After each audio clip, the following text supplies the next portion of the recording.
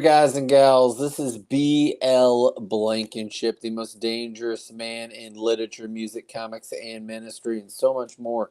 And I just got done watching Evil Dead Burn. I've read two different comic books, a little bit more of my Phantom Stranger omnibus today, and there's a lot to get into. So we're about to take off and go. There's been some talk, some discussion, like, hey man, are you going to have a guest on or whatever? I've kind of put some stuff out there and said, hey, if you're interested, not just interested, but have the capacity to bring it on the given subjects that are being talked about, then do it. Let's be real. So when you've got someone, particularly if they've got any kind of oratory skills, stage presence, whatever, like I have coming out of my nose, than anybody that I would have on. The same goes with many other people that you would have on your show. They're either a plus or they're a minus. They're either adding to or they're taking away from, right? I have watched some of these podcast live streams, what have you, and you'll get somebody up and they're like, hey, what do you guys got to talk about? And somebody's up there like, well, I don't know. I just didn't bring anything. Hold on. Yeah, it's like a cat sneeze or whatever. I ain't got nothing. They'll come up and say, I've known some people in preaching that are like that. I knew a guy that would get up in the pulpit and he'd say, well, I just don't really have anything.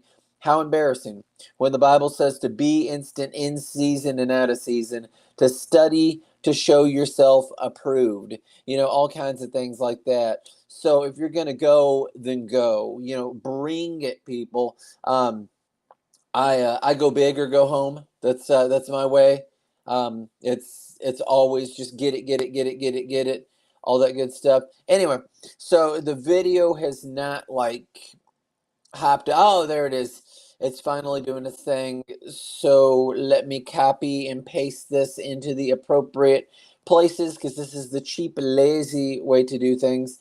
And then we're just gonna get right into it, get going, talk about Evil Dead, talk about these comics that I have read, talk about all this good stuff. So, with almost no further to do, just a memento, with almost no further to do, and away we go. Okay, ladies and gentlemen, so I've now got that out of the way. Let me let me not even get into the comic thing yet. Let me talk about Evil Dead Burn. And when I say let me talk about Evil Dead Burn, what I mean is that there's going to probably be extreme spoilers in this. Okay. So if you don't know me, if you don't know my taste in movies, if you don't know my cinephile, whatever, kind of thing going on. Yeah, I've seen a lot of movies. I've seen a lot of horror movies. I don't just mean like baby kitty, sucking your thumb horror movies.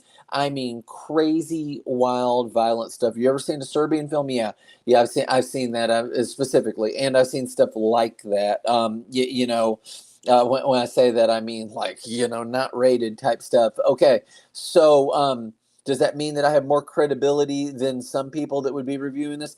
100% absolutely. Now I would like give credit to like the Saska sisters and whatnot. I mean, Lord, they've been in films that have been really risque and what have you. So yeah, I'm sure they know like hardcore horror. You do have people that are saying about this movie, they're like, this movie, and this is why I'm prefacing this with this, okay?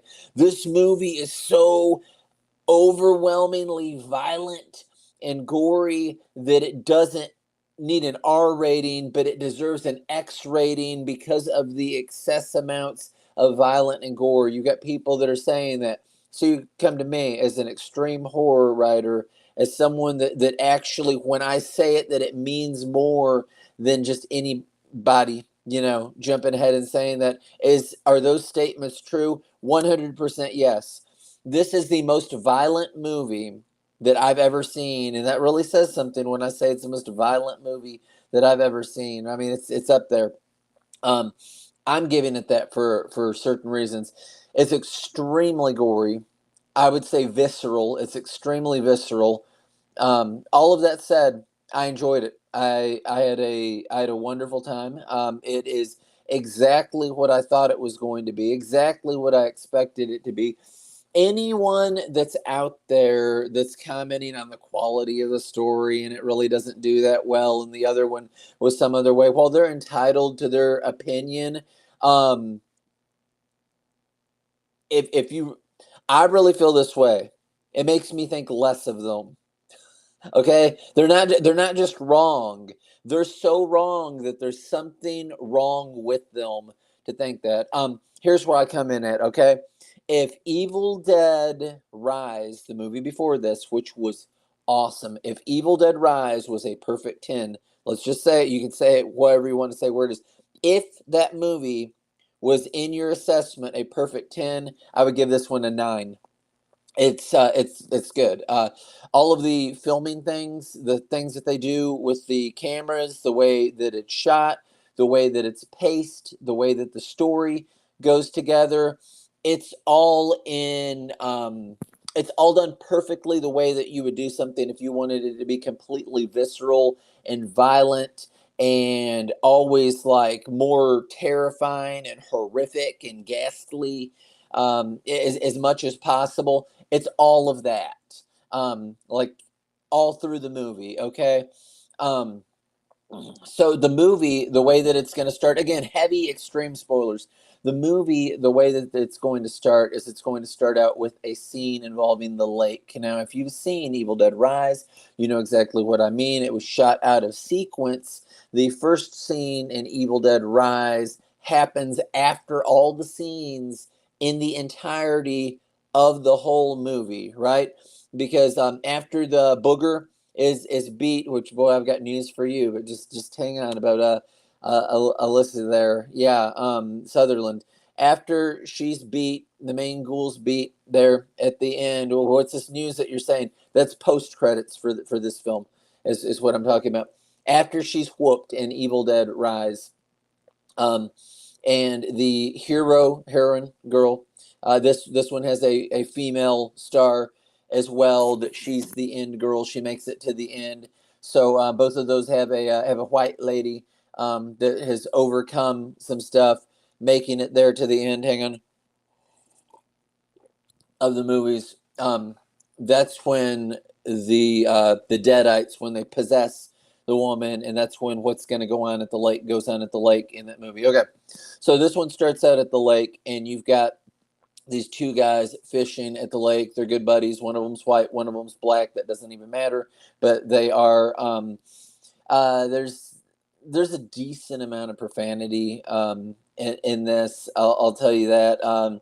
It's not like as much as the reboot, which was like they were trying to make some kind of point by having so much profanity that it didn't even feel natural. It feels natural, but they're saying the F word number of times. I think like 8 times between those two guys, at least maybe 12.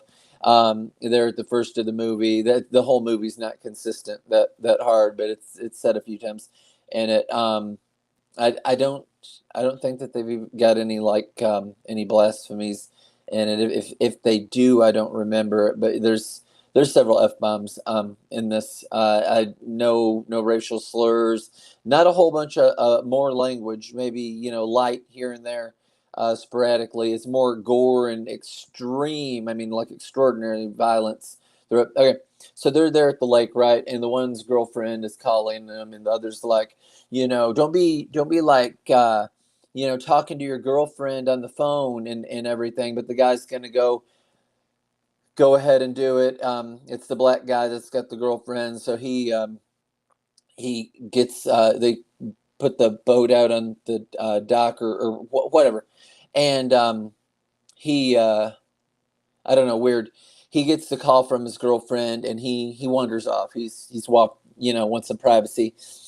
Um, White dude is standing there, and the one line's in the water, the other one's in it, and the line starts pulling like a fish is taking off with it, right? And so does the other one. I mean, like hard, and the one line goes like jerking in the water. Now you know that some kind of supernatural garbage is about to happen to kill this dude, right?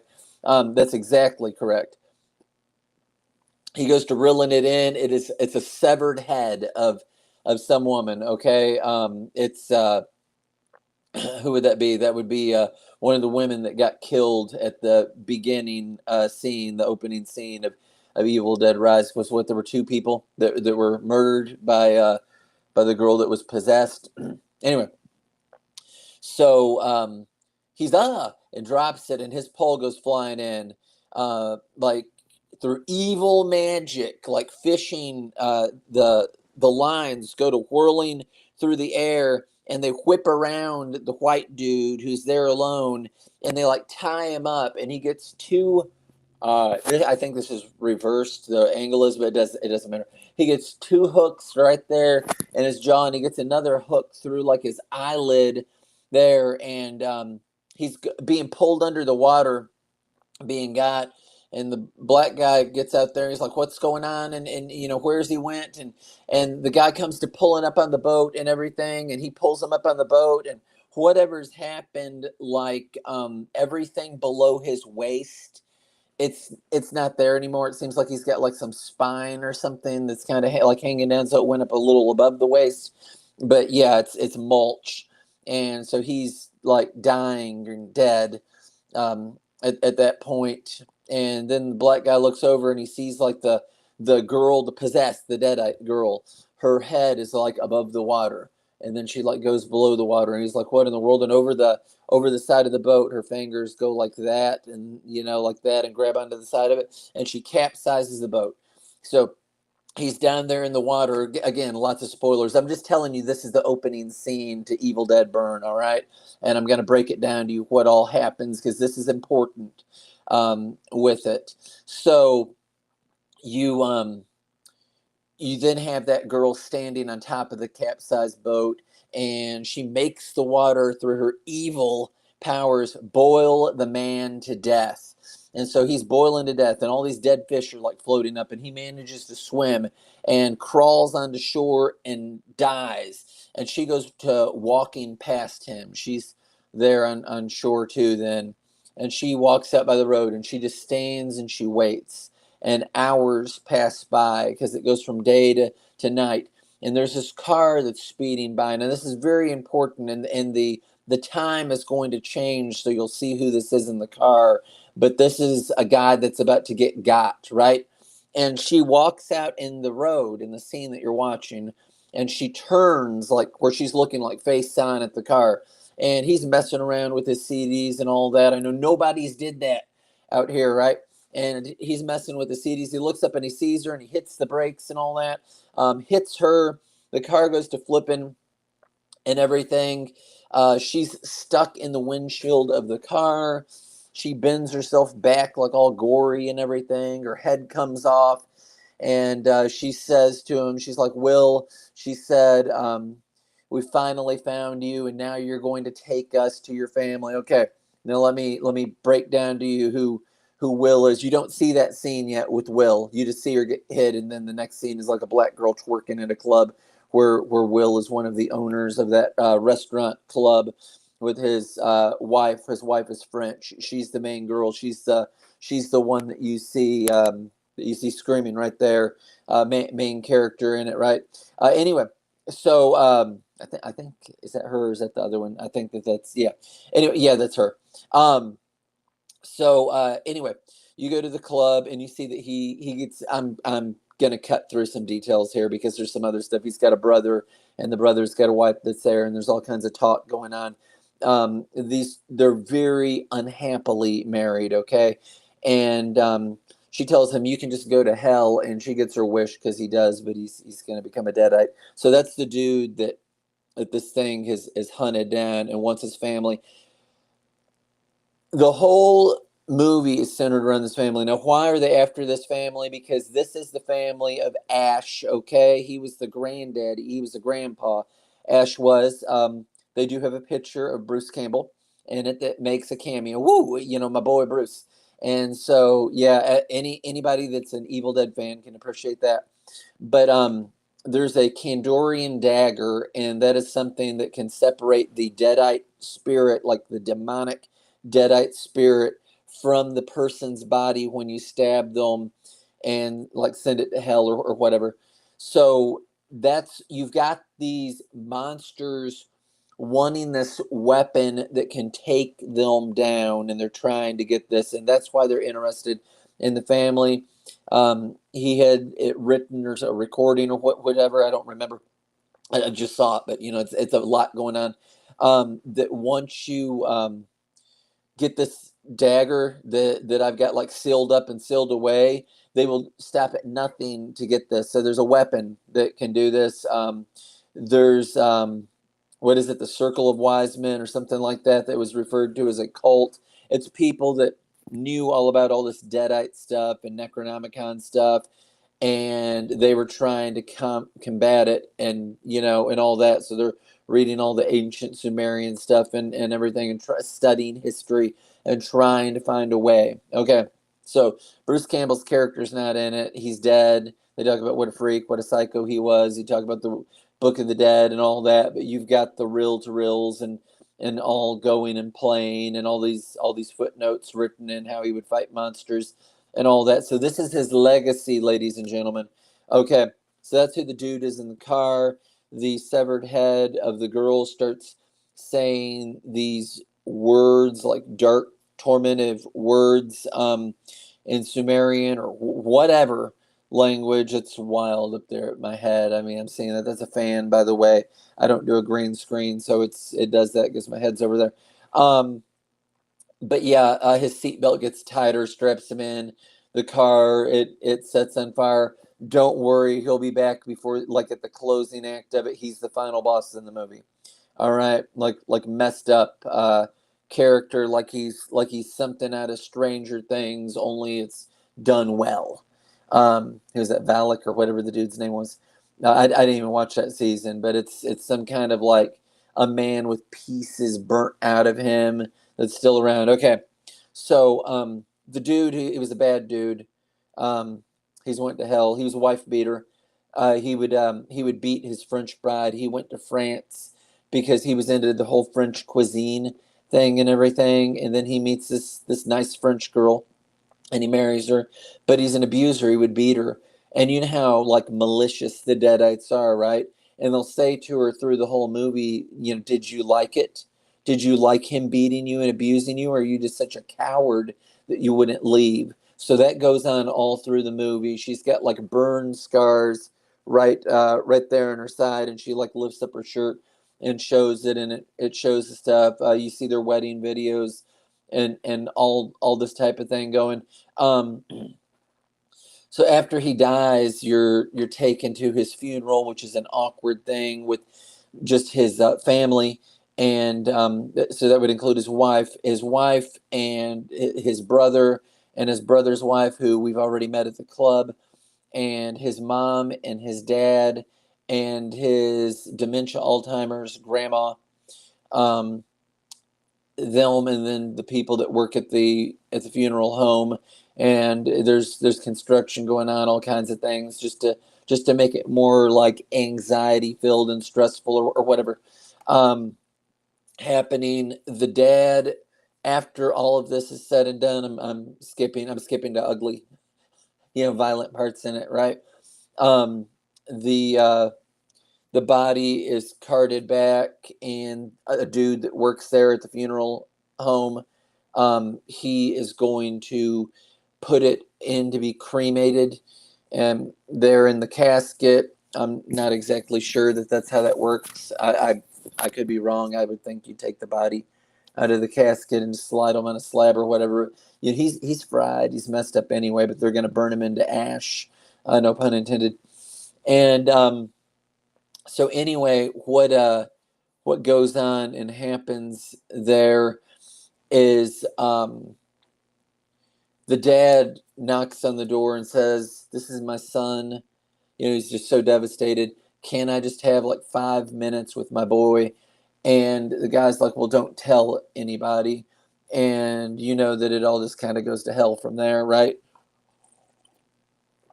The dude that was going to cremate him, he gets brutally killed off camera, but that blood's like going everywhere, so he just gets ripped all to pieces by this figure that you're not at that time shown, of Will, of the Deadite Will, right? the dad, I think that he gets his arm scratched or something. So he's gonna be one of them. And you know how a lot of the stuff goes, if you've seen like Ash versus the Evil Dead or whatnot, that almost in a Stephen King's It kind of way, even though this, I believe, predated Stephen King's It, but whatever. That there's something off with them, so it's kind of like it's the person, but you can tell that there's something off, and they're gradually slipping into this more vile, like deadite thing. So he takes his family home, and when I say home, I mean to the house that was left to the son who, he and his wife were still alive, that belonged to his grandpa and grandma, that has all of the Necronomicon stuff and the Kandorian dagger is there on the property, in the attic specifically, is where it's at. They that's it towards the end of the movie. But the mom had said to throw all that stuff away and all that. Well, they're there, and it just keeps getting increasingly awkward. The dad of the deceased guy, father-in-law of the main girl, and so forth, he's cutting himself, and she stops it, and you keep thinking he's going to do something bad to somebody with like a corkscrew or whatnot. He stabs their dog to death with a fork at the while they're all eating at the table. Gets into several raving mad fits. Has mashed potatoes like running down his mouth and everything. The dog's going to be a booger later. It's going to be like a deadite dog. It goes like all Resident Evil or whatnot. It seems like it's a German Shepherd. The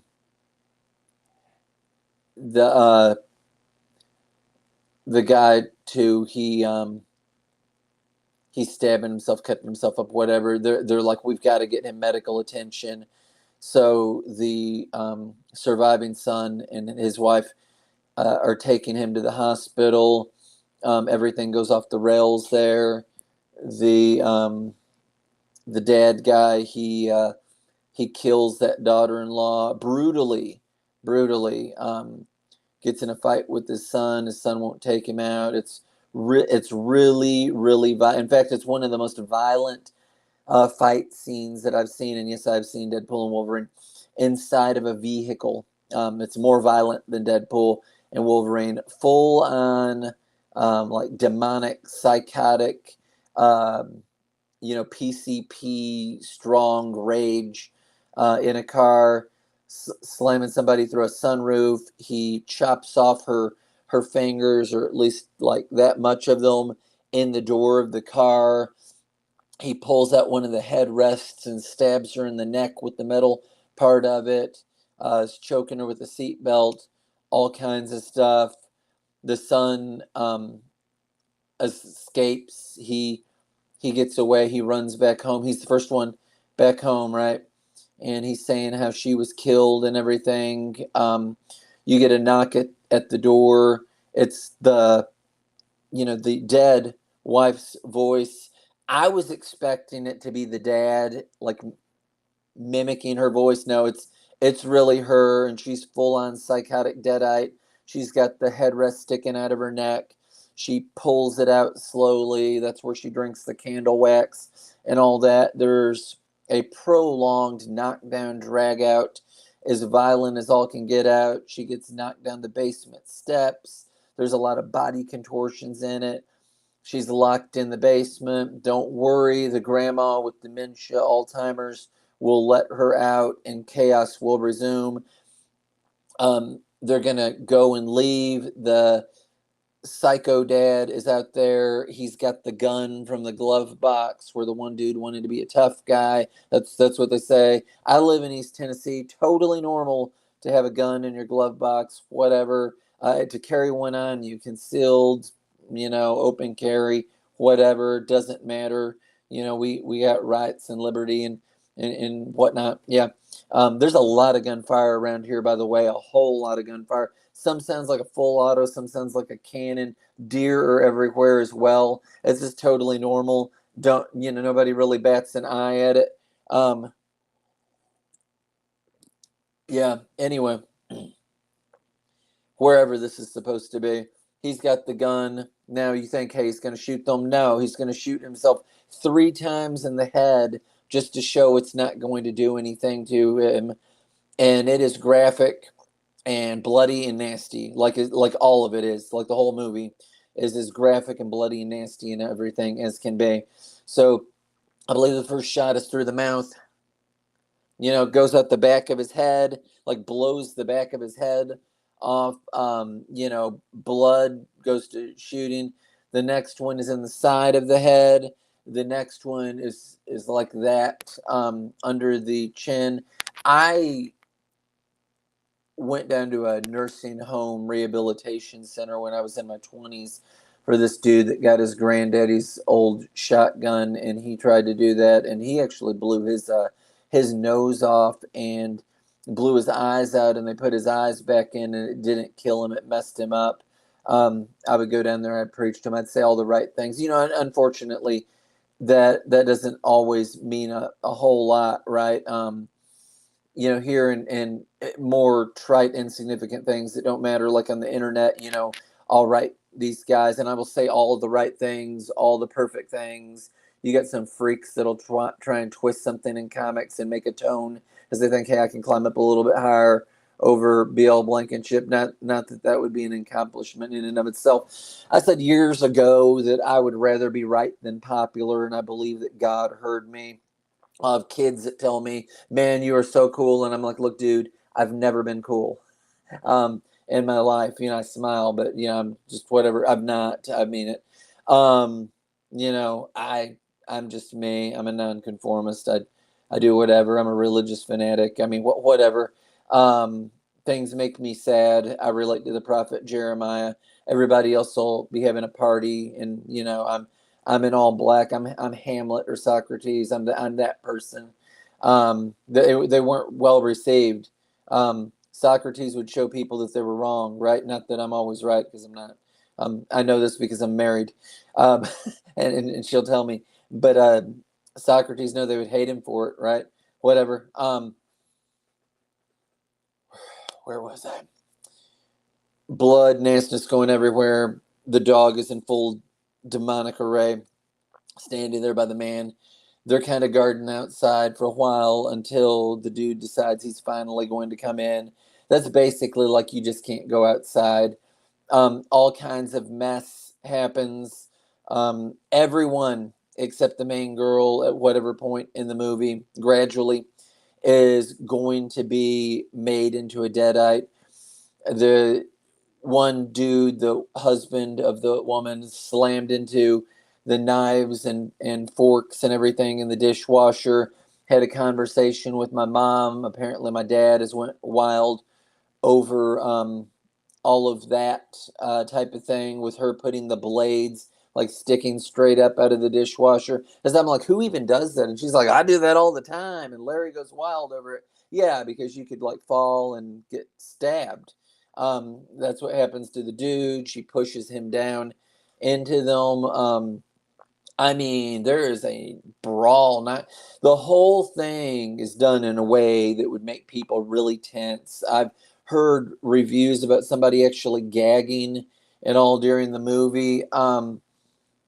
That knife is going to be dagger, whatever of Candor, is going to be found eventually towards the end. There is a weed eater. When I say a weed eater, I mean the kind that has like a circular saw on the end of it. One of the characters is decapitated. The Deadites is decapitated by that. I like how the grandma becomes a Deadite. The possessed granddaughter, in law, takes her partial out of the top of her mouth and like licks it and sticks it in her mouth and all, and pops it back in her mouth, and like the saliva will make her into a deadite, and so that that happens. I mean, all kinds of stuff going on in this movie. Anybody that says, man, the story wasn't like the other or whatever, there's something deeply emphatically wrong with that. But this doesn't have to be your type of movie, absolutely, because this isn't everybody's type of movie. But there totally was story. It was 100% coherent. Everything that happened in the story before credits made complete and total sense. Um, Everything in the story, except you had the first part that showed you this side of the coin, and then it clicked into where the guy's car hit the deadite girl. Everything there after that wasn't in fragmented pieces, until in credits. It was just consistently kept going and following the narrative.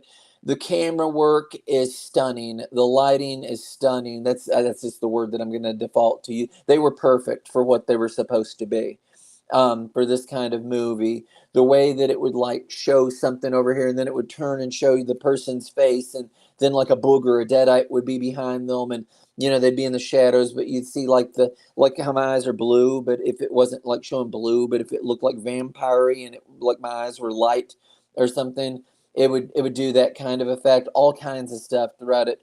It was done in a way that it was exactly what me being an Evil Dead fan expected it to be, and that's a good thing. What's bad is when it's a bait and switch. When you think you're going to get one thing, but surprise, sucker, you got another. That's what's bad. So this was absolutely a great installment in the Evil Dead franchise. I adored the one that was before it. In fact, the one that was before it, that now this is a controversial take. I put that up there at the tip top of Evil Dead movies, and I've been a fan for a long time, right? Um, I mean, I was wowed by it. That to me was like how the remake of Texas Chainsaw Massacre was that good. I know people are like hardcore for the original, and on August 18th of this year, 2026, they're putting out on a Fathom event the original Texas Chainsaw Massacre. But the Texas Chainsaw Massacre, the original, yeah, it kind of stands on its own because it did it first. But comparatively, that and the remake, with Jessica Biel and all them in it, they were like mind blowing. Wow, they really amped it up in a way that was good. Most of the time, remakes are not better than the originals. That was a time when the remake was, I feel, substantially, exponentially better than the original. Um, so yeah, this was good. Of course, Rise had its own tone. It didn't go with like the slapstick weird humor stuff as much as violent. You really can't have the one without the other. So it's its own universe. And then Ash versus Evil Dead is brilliant. Army of Darkness is my favorite of the older ones. And it's stupid, but it's just fun. Um, these aren't like jokey haha and have jokes in them for some lightness and then gore. They're just by the throat kind of stuff. And if they have a joke thing in it, and they will, um it's just thrown at you and they just keep going, which I prefer. I like that. I recently just saw a James Bond movie, Live and Let Die. That was the eighth movie in the James Bond installment, the first one to have Roger Moore in it, and the first movie I believe ever to have, tell me if I'm wrong, to have Jane Seymour in it. She was 21 years old when it was filmed. She was 22 when it came out. Super cute. She's what is it? Miss Solitaire. She's a fortune teller. She messes with tarot cards and reads the future for these black guys. All the villains are black in this. They have a made-up island name that's essentially Haiti, but probably for vacation or whatever purposes they didn't want to call it Haiti. And they got like voodoo stuff and Baron Samedi and everything in it. And stuff's in Harlem as well. So all the characters are black. James Bond, the fine Englishman that sleeps with a lot of women, he only kills three of them. I think it seems like it's just three. He might kill like four dudes or whatever. I don't even think there's a white villain. I think in that one, you know that all the, but again, you're in Harlem and Haiti, so you'd be like wrong by definition. I mean, you can have white people in it, but overall, you're going to have the majority of people are going to be black. The dude has poppy fields, doing heroin, all that. That's another thing. That was the other name. Anyway, yeah. The whole time through this movie, this woman is being abused, having to fight and fight and fight and fight. The mother of this family says, I would give anything to bring my family back together again, like to a psychosis. I know some people like that, like no matter how awful or evil or wrong, supposedly godly people, their kids do. And there's examples of people like this in the Bible that are like, damned to hell for all eternity. Bad, horrible stuff. I will stand with my family against God Himself. That kind of person. This family's that way. They're that screwed up. That when their kid's bad and wrong, they just need to face. Well, my kid was a creep. And all that. I've had people in my family that were creeps, either on the sexual, and bisexual, I mean liking little kids, and or alcoholism, kind of way. There's been some people in my family that have been that way, and you don't sit around and justify people like that. You just say that they're scum, or whatever reason. But yeah, it's terrible. It's awful. Anyway, she's going through all this, gets asked the question a lot, did you like it when he was mean, when they're doing all this cruelty to her, because she stayed and stayed and stayed, or they're like, are you just such a coward and everything. The cool scene when she's facing off the final battle, it's a battle in like a chase between her deadite husband, right? It goes into this like dream-esque mode to where he looks normal, and he says, I love you. And she says, and this is when she takes him down, she says, I know, but it's not enough. Now, you may say, man, BL, you've given me so much information. Maybe you're totally down with this movie, you're into it. Do they set up the next one? They absolutely set up the next one. She survives. She has her dagger at the end. She's with some paramedics, all that. You sit there and you're watching the credits, and if you get some sense about you, like that there's going to be a mid-credit scene, and you think to yourself, there's probably going to be an end-credit scene. And my friend, you would be right on both of those points. In the mid-credit scene, you see the dementia, Alzheimer's patient, deadite grandmother who doesn't really have a lower body, and she's like dragging herself down the road, and she's carrying on. She's an awesome character, by the way. The actress does a wonderful job, and she's talking about this freak granddaughter-in-law that she has, and all this stuff. And some car comes over, because it's having some humanity to them, help this woman. And she says, they took my legs, but yours will do. And she claws the girl down the leg, and it's like, ah, and then it goes into more credits. So you've got more deadites there, right? The girl that got scratched is going to be a deadite. There's going to be some more deadites. You're watching through the credits and everything. There's way more cool elements than I can even tell you. Like their wedding video was going in the house on a screen while there's like a knockdown drag out. We're talking about people being like power bombed onto tables and everything. The screen gets hit, and then it kind of starts staticky and jumpy with the dead guy's face smiling on it. I mean, it's done really well through and through. I like the zombie, dog also. Um, so it's rolling more credits, right? And then it goes to the last credit. You're back to the funeral home, and you got a little girl that's there from the like I believe from the previous movie, that it's the kid from that, and she's asking the woman that works there, the funeral director who you saw at the funeral, you know, as she's saying to her, she says, what are these? And she's like, these are people's ashes that nobody's come to pick up. And she's reading the names of them. And when she reads the name of the one, and this is where it gets a little bit weird and where you could really have some stuff. But I really liked Alyssa Sutherland in the other one, so because of that, and even if you're messing with canon or whatever, I kind of don't care because I liked her so much. You can explain to me, we can work it up. Why is she still around? Was she not like chewed up and spit out of like a meat grinder basically at the end of the movie, right? But she's going to be in the scene. So the little girl says this, and the lights start flashing on and off, right?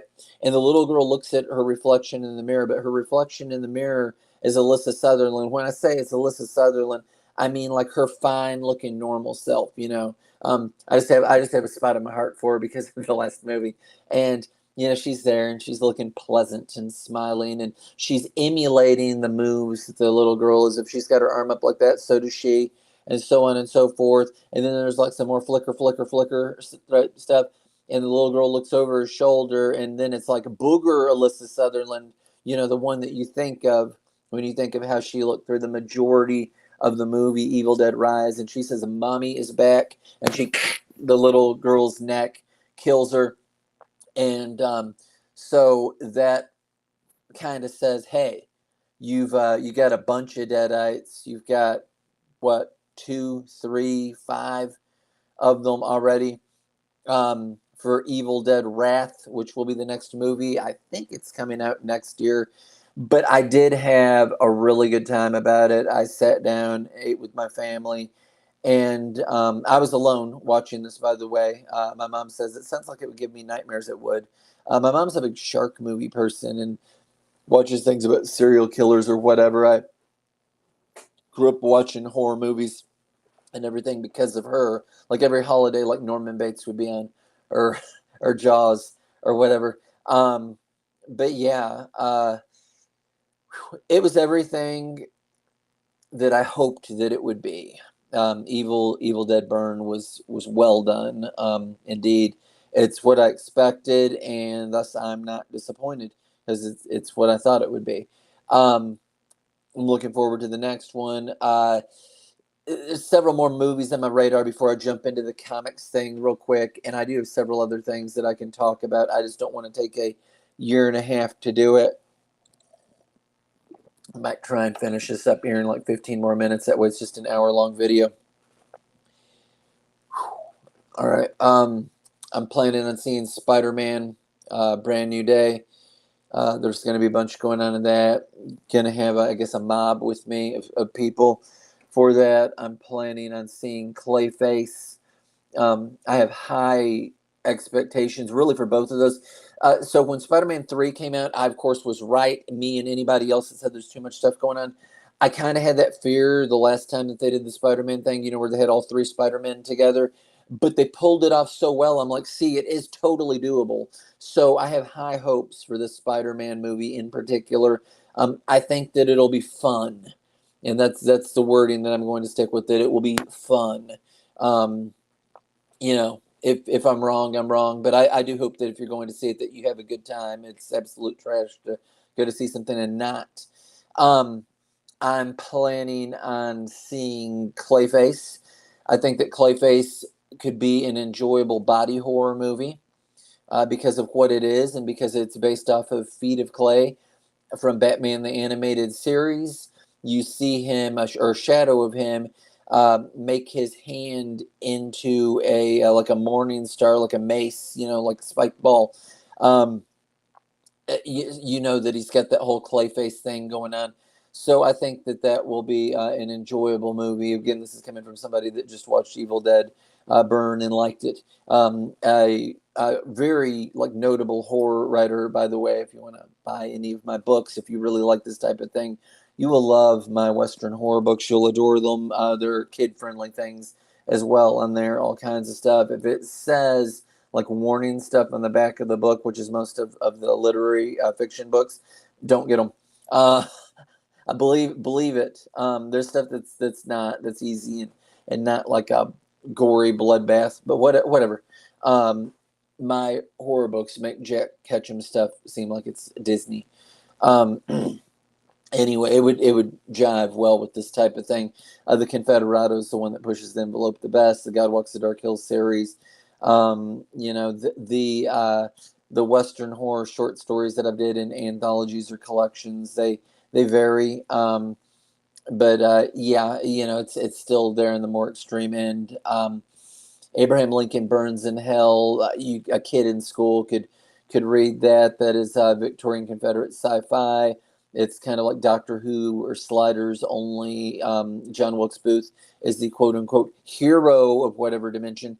And his objective on every single world is to assassinate the tyrannical dictator Abraham Lincoln, whichever catch or spin is going on there. That's what's going on. If you are a big student of history, I mean real history, which means reading stuff from the time period instead of revisionist history, which is written later down the road, he had a lot of things about him that were bad, like horribly bad. I would totally want him as a lawyer, don't get me wrong. He was good at that. He was a good speaker and all that, but there are plenty of bad things. Some of the good things that you might learn in school that you would equate to him, lies, like blatant. How many slaves did he free with the Emancipation Proclamation? Somebody that's not an idiot is saying zero. You're correct. It said that we are only freeing the slaves in the place where we have no power to do that. And quite literally every single place that we could, because they're standing with us, the Union, we won't. And if you surrender, you can have your slaves and keep them forever. I don't care. He was more against interracial marriage than any of that. He did want to keep families together. And you know, so there was some heart and whatnot. I forget how many blacks died that he sent to Liberia. You know, you had the whole thing to colonize Liberia and all that. But he wanted to create a white utopia. You know, whatever. A lot of things, did seances in the White House and all sorts of things. There's a lot of different reasons why you would dislike Abraham Lincoln, and you probably be right regardless of which one it was. Even if you're wrong, there's reasons to find issues with Lincoln. But and yet every like tyrant that you have in government, Republican, Democrat, doesn't matter. They want to like push Lincoln up and all that. Lincoln was not a great guy. He was a great speaker, you know, but he wasn't a wonderful person at all. He had a lot of issues. I think that he had some level of integrity, even if it's wrong. Um, I think that his wife, who was notably insane, and her whole family was insane. I mean, like really, really, truly insane, crazy, awful people. That she seduced him and that he went to bed with her. There's actually a book that I have. If there's any like LGBTQ people that are all like, yeah, and you're in favor of that, you might would appreciate the fact that this book is trying to twist it from like a positive angle or whatever, but it talks about how many men Abraham Lincoln bedded down with, that he was like homosexual and everything in that. You know, I don't care where you stand or what you think. I'm just telling you that there's people that's like their agenda to talk about that sort of thing, and they found a lot of legitimate evidence and stuff. You know, where I've read so much on him, you know, there's things that I just wouldn't really think a whole lot of, and then you read it in this, and you're like, that is right. It's like it's all coming together now, everybody. So yeah, I think that he had that going on too. I think that he had an affinity for men or whatever the wording is, if that, maybe that's not the right wording, but you know what I mean. I think he was attracted to men. Yeah. Okay. Planning on seeing Insidious, the new movie. That's where they're taking the is it the other whatever it's called, the when you go to sleep, the booger place, where they can bring those things into this world, which is kind of a Freddy Krueger trope. That they've got that going on. What do I think about it? I think it'll be okay. Some of those movies are like better than the others. None of them are wowing. You know, like wow. You know, really. There's some that are better, and there's some that have like some good places in them that are better. I thought that the first one was cool because it caught you off guard. The second one, where the guy's possessed by the Black Bride, which is a man that would dress up in a black, female bridal gown with the veil and everything, serial murder, where he possesses the main guy, all kinds of stuff like that. Yeah, I I liked it. What else? I think it's the fourth one where you've got the psychic girl, which just has to do with her. It's not about this family anymore, where they've got this person that you think is from this other thing that she's just like seeing a spirit, but her dad really has like girls that he abducts and keeps as sex slaves in the basement. I thought that that was a neat scene because it caught you off guard. It subverted your expectations, so that was neat. And sometimes that's a good thing, and sometimes just write it straight. Um, but yeah, so there's a lot of stuff. The neat trailer that I saw during this movie too, before I move on with to the comics, I believe it was called like the end of or the last days of. Was it Oak Street, something like that? Um, in a nutshell, it's about dinosaurs terrorizing a neighborhood, like a suburban neighborhood, and people fighting for their lives to survive. Pterosaurs, T Rexes, all that stuff. They're coming at people. They're eating them. They're ripping them apart. All of that's there. Of course, they showed like the Ice Cream Man trailer and all that. The Ice Cream Man is just going to be like a gratuitous movie about kids murdering adults in the most bloody, horrific way because there's something in the ice cream. Um, you know, as somebody that writes horror exquisitely, like notably, like people are wow, and there's plenty that do. I don't just like something because it's graphic. I like it if it's a good story. It doesn't matter if it's a zombie story or what. If it's a survival story and all that, if it's not good without the zombies, it's not good just because you put zombies in it or whatever. You have to care about the characters and everything. Okay, moving on. And I do want to pause really quick too, and none of these are from Rippaverse, but I do want to say happy anniversary, happy anniversary, happy anniversary, happy anniversary. Yeah, 4 years of the Rippaverse independent comics thing. Y'all know that they've made literally millions of dollars. So congratulations to them. They've far excelled a great many indie comics things. You always get some. I mean, it goes on like psychotic about Image Comics is the better indie thing. There's something mentally wrong with you. Listen, there's something mentally wrong with you. It's not just a difference of opinion. Something gravely wrong with you that you should not have a microphone. If you compare the third biggest thing in mainstream comics, and yes, I do understand that they have creator owned and yada yada yada, but saying that that's the same thing as like say me or the Rippaverse or whatever, it's not the same thing. Let me be real with you because I'm a go-getter, right? I'm a planner. I started doing comics in 2024 and 2028. If everything goes according to plan, and so far everything's going according to plan, I should have 20 or more comics that I've written. Now, this is me trying to get in the water and get my feet wet. If you were looking at other indie comics people, I'm talking about some of these people were like big names that had worked in them by volume alone. And this is because I'm murdering myself like a psychopath, everybody. Do not take this any other way. But let's just say people would flock behind that and say that I pulled in several like $1 million and all that. Well, right off the bat, you know that I'm going to be employing a bunch of other artists, and I'm probably going to pull another writer or two in as well. So I would be having stuff going on similar, but different to old Eric July and everything. I don't know.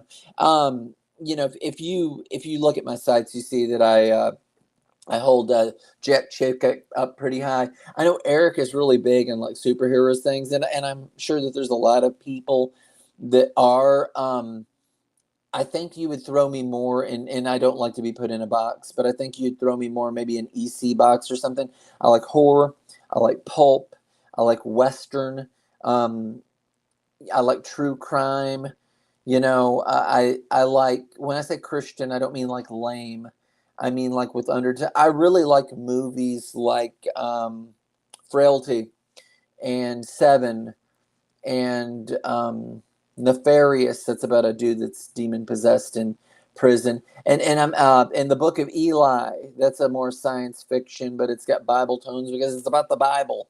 Even though it's full on Mad Max and things like that. Um, so yeah, I that's more where I live. So I'm a Conjuring universe type of guy. I'm a Dexter type of guy. I'm a Breaking Bad type of guy. I like those sorts of franchises. That speaks more to me than you know than the Fantastic Four, the X-Men, or anything. Not that I've never been a fan or watched their cartoons or whatnot, but those other things are more like along the lines of me. I like the Punisher. I think that Benjamin Percy's been doing a good job with them, even though I don't like the current villain because it's too comic booky, not realistic. I like more grounded stuff than that. I like really violent, grounded stuff or supernatural. Like I can fly with some supernatural stuff if it's done a certain way. Okay. Anyway, one of the books that I read is Ordained number 3. Is that even going to do its thing? See, I'm afraid because of the background. Ordained number 3. Robert Vendetti has written this. The series is absolutely great. There was a dude that was a Navy SEAL. Go Navy! My son's in the Navy. A dude that was a Navy SEAL, and he becomes a Catholic priest, like Roman Catholic, and so he's you've almost got like a Rurouni Kenshin type thing, right? So he's been this guy that has all these confirmed kills, and he's now like a pacifist. Things happen. He's basically John Wick, and this mobster. He's afraid he's going to die. He's going to go to hell. You're going to get a lot of payoff in this third issue, by the way. Um, so he confesses all this stuff to him, and then it's like, oh no, because he miraculously recovers. He's like, we got to kill that priest, So he's sending guy after guy after him. It's violent, it's bloody. There's beatings and bruises and all that type of thing. There's going to be a fourth one, I believe, that's coming out in August. That isn't necessarily tied to this, but it's kind of like bonus content, I guess you would call it. But they set you up for it at the end and say that it's coming. A lot of variant covers, not like Marvel with like 20 some, but there's like some variant covers, 6 or 8 or whatever for each book. I know the first books went through, I don't even know what, 8, 10, 12 printings, a bunch. So really popular. Why is it so popular, BL? Because they're making it into a movie, which means that they'll become worth more money. I just get the covers that I like. I'm not one of these people that get stuff just to whatever investment stuff. So you got them there with the cross, and then you got the shadow with the gun behind it. I just get what I like, right? So I went ahead and got that. Now I had my wife read this, so I have conversations with my wife. This is a facsimile where Spider-Man meets Punisher. It says that it is issue 129. When you are in this book in a facsimile, be it this one or be it another one, you will find all these ads for like Atlas Gym and whatever, 99 cents and 75 cents and all that stuff that are in that were in the original thing, right? So it's really cool. It's nice stuff. I had her read that, and she's really sunshiny. She's not like a comic person. Here, man, I don't even know that I want to go into this and like mention people's names or whatever. But I'm just gonna go ahead and say, just name the names, man. Not a friend of mine, not at all a friend of mine, not an associate or an acquaintance or whatever. Just a dude out there. He was something in comics. He ain't anymore. His name's Ethan Van Sciver. You had somebody being a douchebag though to old Ethan, and he was talking about Ethan and his ex-wife. Like, anybody really knows anything about anybody's ex-wife who wasn't in that situation, who's not like close to it, like their family or an actual friend or whatever. But he's like, man, I know that things were this way and this way because she would go to comic conventions for you.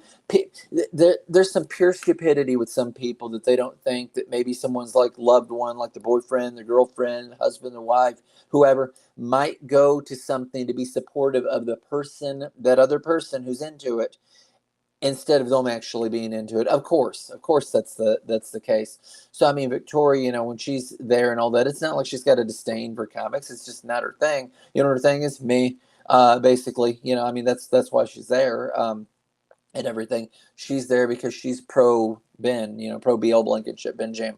all that type of thing. So she read this and she said to me, she said, I was just hoping that they could have been friends. Yeah, that's not the way the Punisher's introduced. He's not introduced as a bad guy. He's introduced as a hired gun by the Jackal, because Spider-Man is being called a murderer for killing Norman Osborn, who we all know is the Green Goblin. You've got some stuff with his son Harry in it, who's now the Green Goblin, who's assumed that that mantle passed down to him by default, and all the pills and nutsness. You know, there's a drug storyline that goes on in there. At the end of this, the Jackal, who Spider-Man is not yet aware of, you know, he's involved in the Clone Saga and all that, right?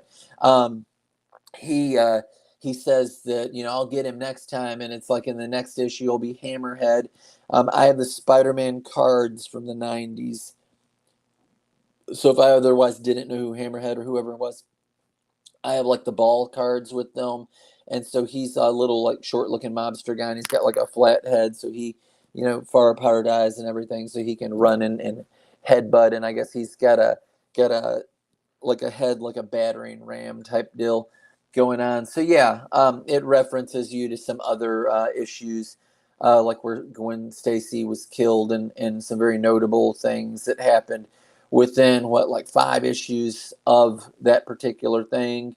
Mary Jane Watson talks about it, everything that he's been through with the passing of Gwen Stacy, all that stuff.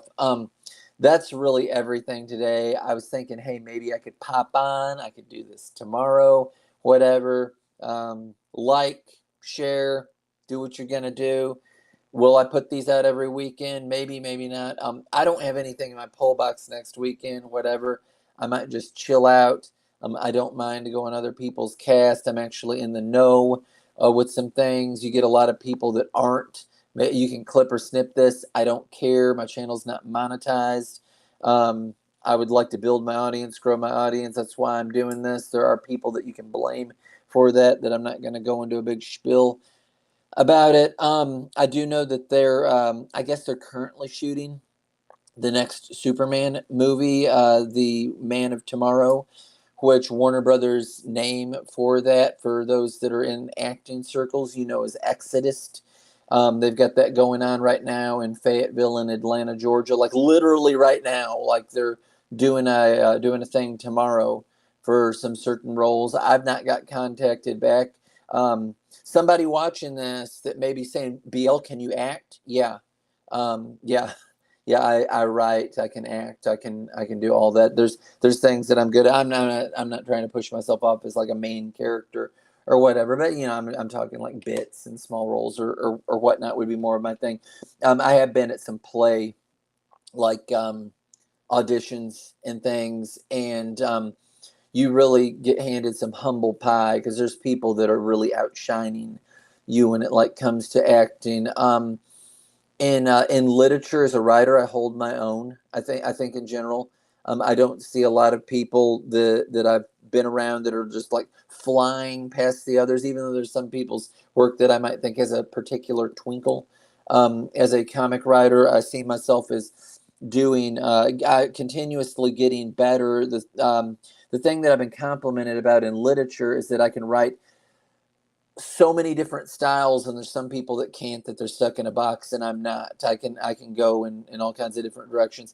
In comics, I've not found a wall or anything yet. The thing that I do that I like, and like Mike Barron, and there's other writers that do this, I tell episodic stories, not serialized stories, and there's nothing wrong either way. But I prefer an episode than a serial.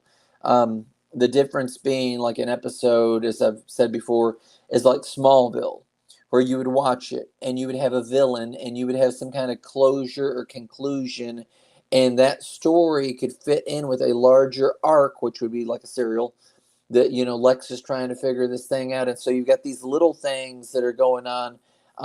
What is it, micro and macro evolution, kind of like that kind of thing.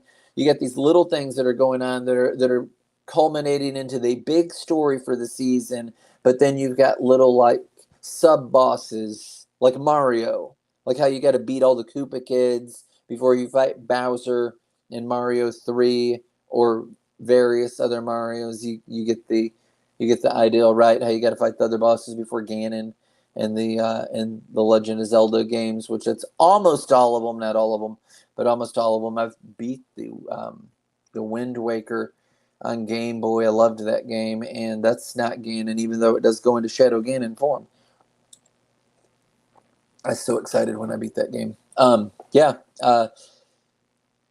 I guess that's really about all that I have for you. I will tell you that one of the things that caused us to come up with the comic with the Spider-Man and the Punisher, I don't really have a time limit. I'm just going to take a minute more.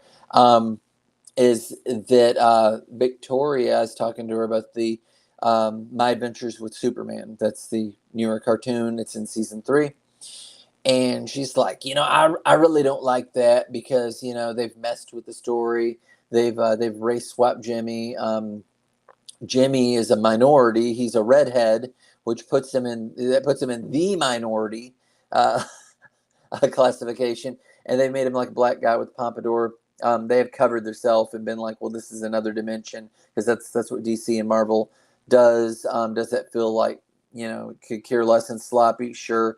Does that feel like if you're really going to do that you 100% without question should license out your stuff to anybody and their cousin and just let them do what they want, more or less? One you could probably argue for that, but I mean, whatever, they're going to do what they want to do. And so I say to Victoria, I'm like, Victoria, I said, you really liked the adventures of, it was Superman and Lois, that show. And I started rattling off a lot of things that aren't the way that the comics did. Like you had Bizarro from the Bizarro universe, right? The Bizarro Superman. And he was killed and killed and killed and killed, whatever. He turned into Doomsday. And I'm like, that's not the way that was. There's a number of things in that's not the way that was. But she's like, but yeah, but I liked that version. So I think that people that and it's a problem that you get, and that I mean, C.S. Lewis and people would talk about it. A problem that you get because when you have the Rings of Power isn't really the way that any hardcore Tolkien fan would say, man, this is how this goes. You've got so much world building and lore. The same thing's true with Star Wars. Different properties that have been really, really, really, really, really fleshed out with stuff like that. They have canon, extended universes, whatever. And if somebody's messing with that, there's somebody like, hey, man, I like this dumbed down, stupid version of this, when it's not, they don't say it that way, when it's not the way that it goes. And so then people that truly love it for what it is, it kind of messes with things in the worst way. So, I mean, Netflix is messing with Narnia. And I love C.S. Lewis more than I love Narnia, by the way. I really appreciate him. I've read perpetually everything that he's ever written, and Narnia may be like the bigger exception to that. I've not read all the Narnia books, but I just think death to Netflix for bastardizing Narnia, because it was important to C.S. Lewis. It is an allegory for the Gospels. What he had said that it would be is, what if the Gospel happened in some other earthly place, like a fantastical kind of place? So, ergo, if you were anyone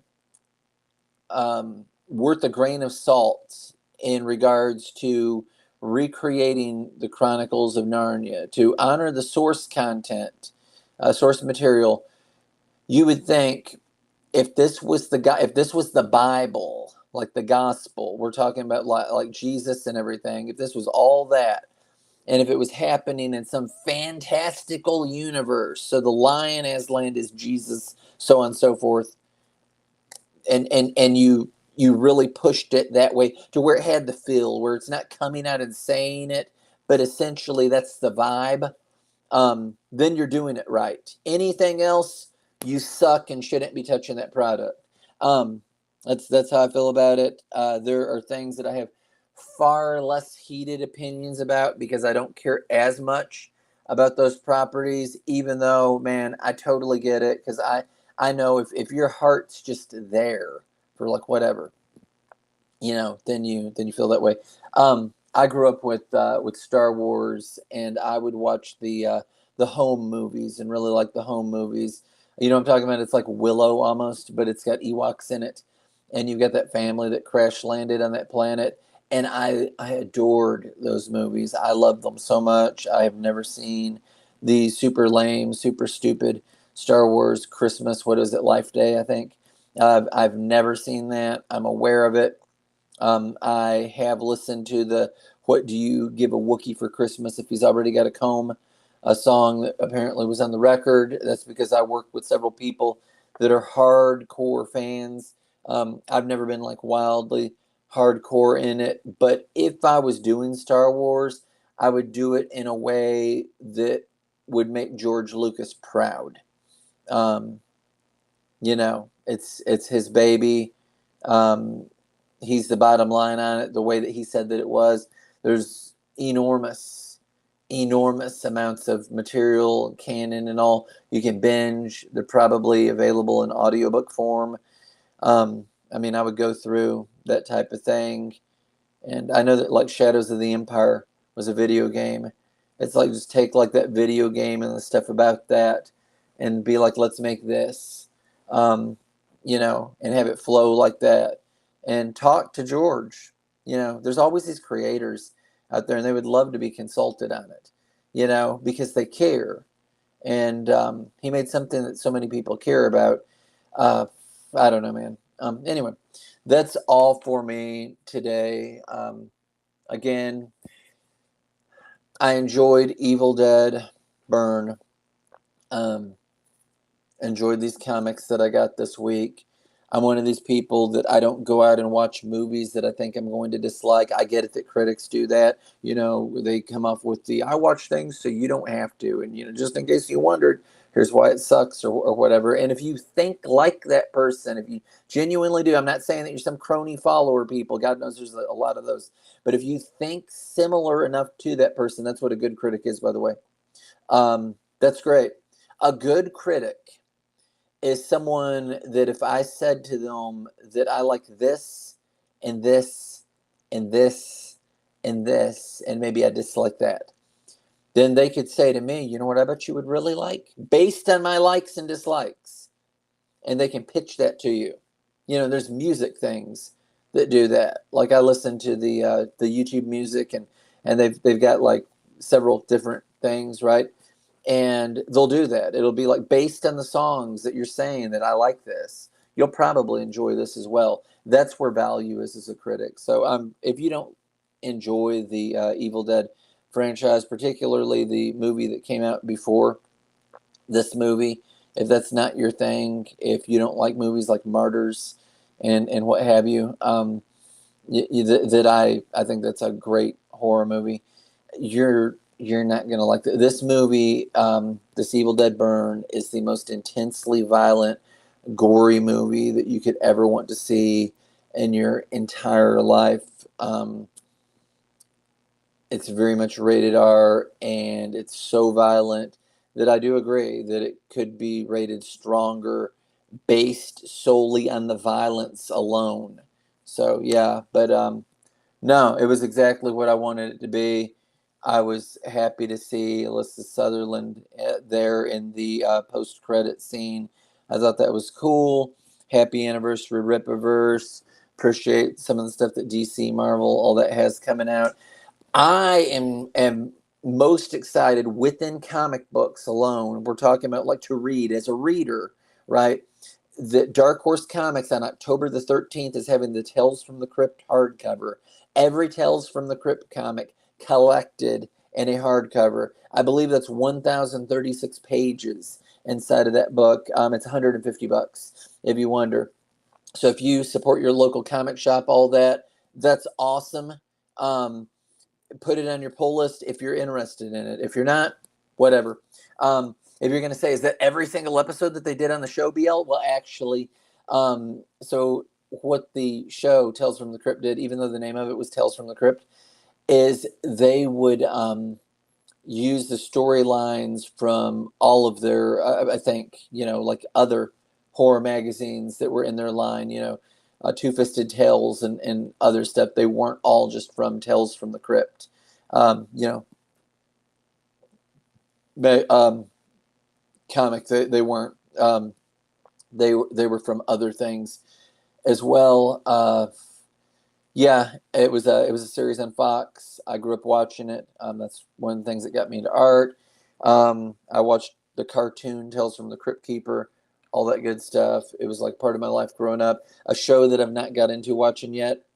That the last episode is coming out on the 17th of July this year, 2026. Is Cape Fear on Apple TV. That's episode 8, and it is like a remake of the Cape Fear. If you've seen the movies, the first one had Robert Mitchum in it, and the second one had Robert De Niro in it. The storyline is that you've got a lawyer that puts a man away for like a crime that he didn't commit, and then when he comes out, he wants like his pound of flesh. It Watch the trailer. It's on YouTube. I think it looks good. It's psychological horror stock and all that. Bye bye, everybody.